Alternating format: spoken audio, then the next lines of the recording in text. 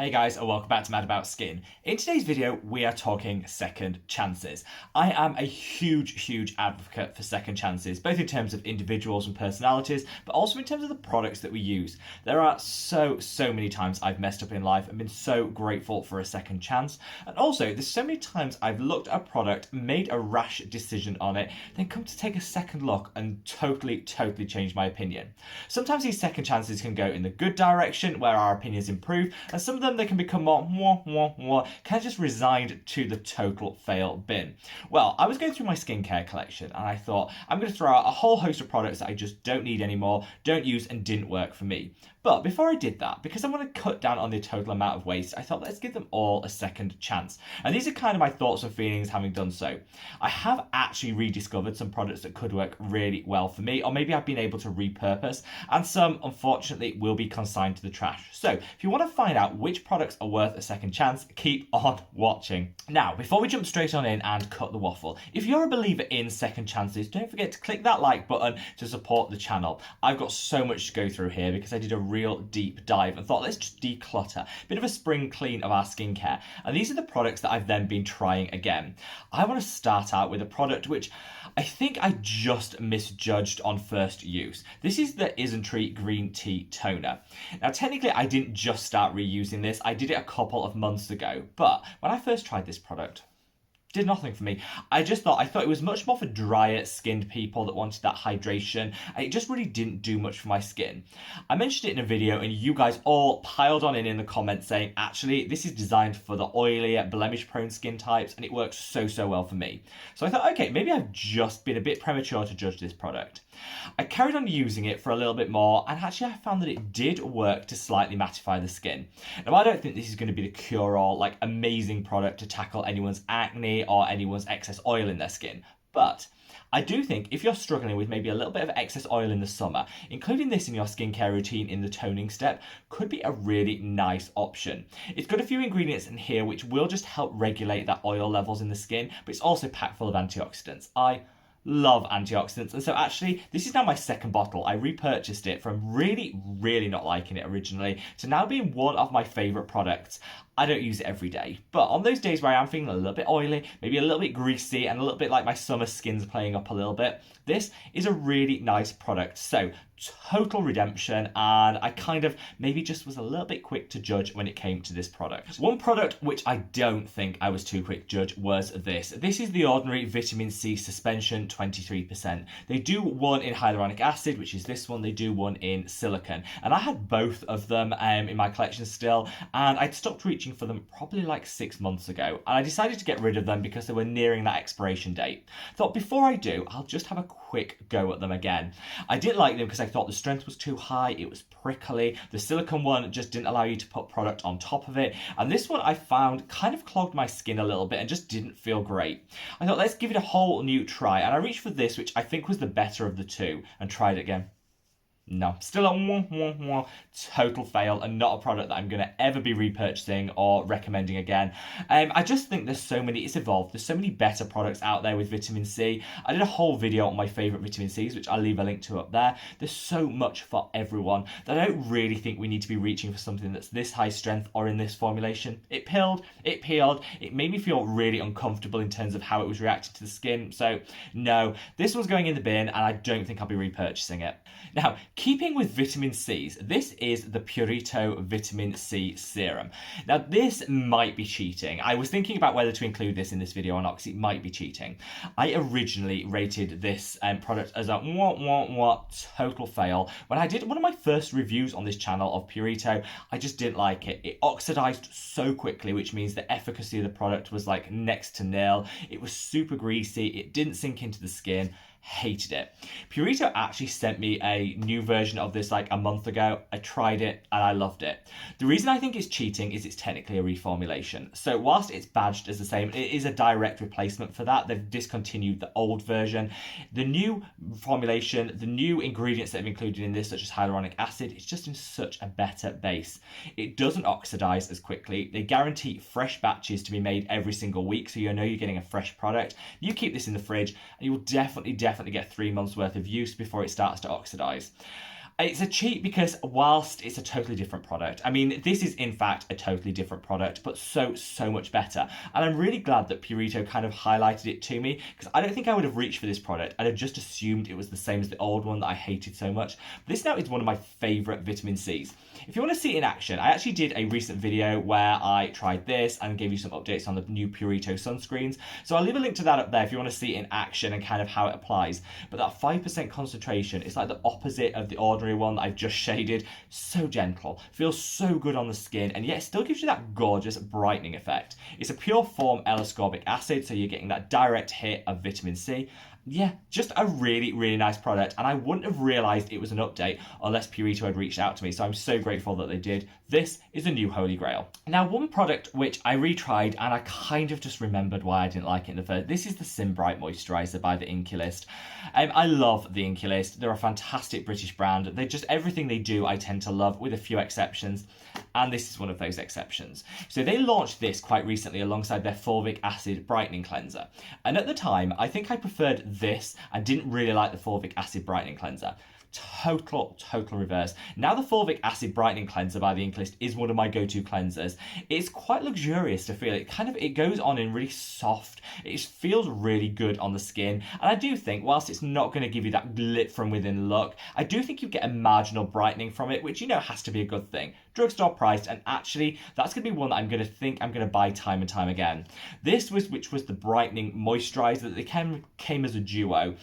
I liked in that it gave a nice hydration. I thought with the ingredients in here you might get some marginal brightening, but having used almost all of this bottle, I saw no difference.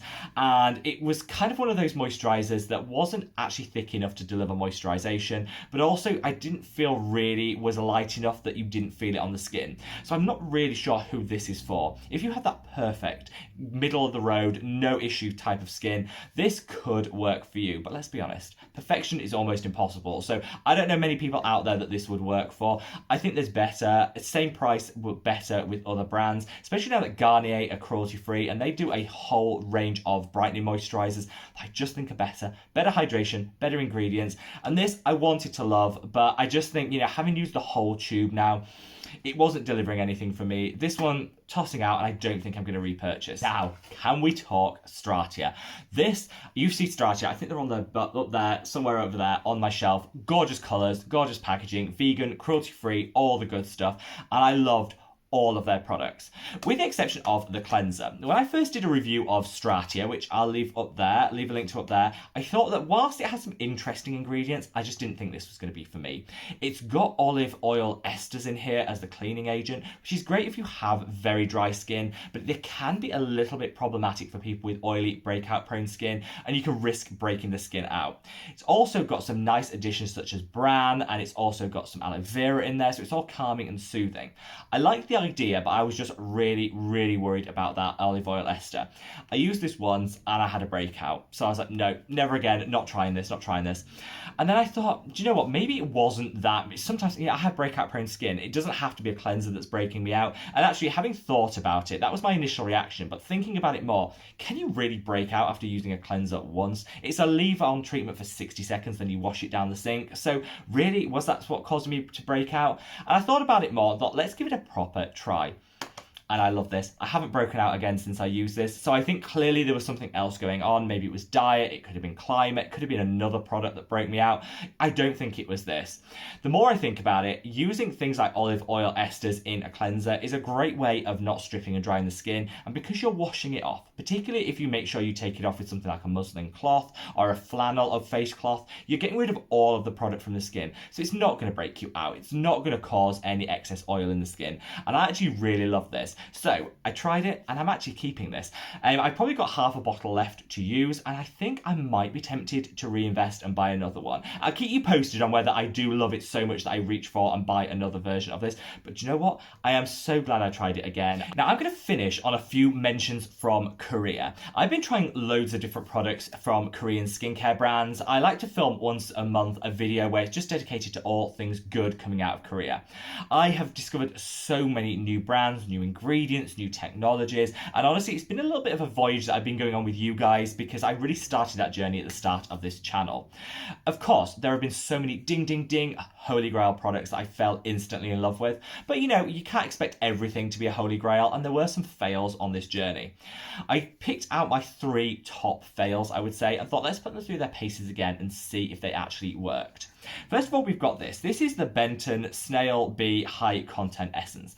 Now, this wasn't the fail. I'm just mentioning, you know, snail mucin, snail secretion in general. You guys know and always read me to filth for not being a fangirl of snail mucin and secretion. I don't like the sliminess. It does nothing for me. And you guys always call me out, read me to filth, and say it works so well for you guys. I kind of need to get on the snail bandwagon. A lot of people did actually call this out as probably being the least slimy of all the mucin containing products out there, and I thought, okay, let's give it a go and see if I can kind of get my head around the whole snail mucin thing and work out whether I can get some benefit. This I love. I absolutely love this from my first use. So I would say if you're like me and a bit when it comes to snail mucin and the idea of slime and all of that stuff, I think this Benton product could be a really great option for you because you can get the benefits, and this is so far removed from slimy. It's gorgeous, it's luxurious, it applies on the skin, and I've seen some really nice benefits in terms of plumping and hydration from it. I still think, you know, there's a whole host of people that don't want to use snail mucin containing products, particularly because obviously it's not a vegan ingredient and a lot of people are looking for plant-based alternatives. So I always call out the Green Nature Mucin Serum, which is kind of like a plant-based alternative to it. I'll leave a link to that below, as well as I will for all of these products. And I still love that product so much that I'm not sure I'm going to be buying this time and time again. But what this product has shown me, and thank you to everyone that recommended it, is there is a slime-free alternative to snail mucin. It doesn't always have to be slimy and feel that greasiness on the skin. There are some products that do deliver, contain that ingredient, and feel great on the skin. So I'm so glad I gave this one a try. Now we're going to talk Iunique. This is a brand which I've dabbled with. I can't say I've tried all of their products, but this is one that I did get sent by Stylevana. I tried it, I thought let's see what it was, and it was the beta-glucan Daily Moisture Cream. Now I said that this was for people who have very dry skin, and it's a really nice product to layer in the routine to give you that maximum hydration. So I didn't really reach for it. I liked it, but I didn't reach for it time and time again because I just think it didn't apply to me. I'm oily and acne prone, and so I didn't really need the added hydration. But again, thanks to you guys that called out in the comments to say, actually, do you know what? It's a great addition to a dry skincare routine, but it's also fantastic for people that have other skin types because it's not super occlusive and super heavy. I tried it again with a more of an open mind. I thought, do you know what, actually, it's so right. In the summer, when we can find our skin is a little bit drier because some of the sun and, you know, some of the products we use such as sunscreens can be a little drying, this is a really nice thing. I just put it on in the evening as an extra luxury step, and I wake up in the morning with the smoothest, most gorgeous skin, a good skin day all around. So whilst I kind of prejudged this as being for a skin type that didn't apply to me, I think actually this could be used by everyone. Every person, whether you are the driest skin type or the most oily acne prone, has those dry skin days where they do just need that extra boost of hydration. And for the price point, because this is not break the bank, I think it's a nice extra step to add into your routine, and one that, yeah, I probably will be using time and time again when I need to. So there you have it, guys, the Second Chance Saloon.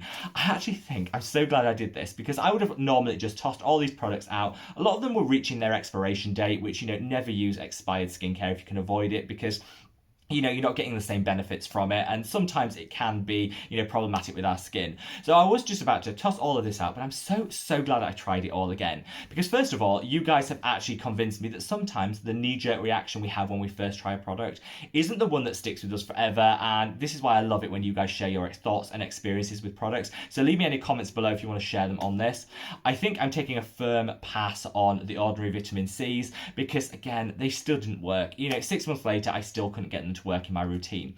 I'm so glad that Purito called out their update to their vitamin C serum, because that honestly could be a new holy grail, perfect strength, gorgeous formulation, absolutely love it.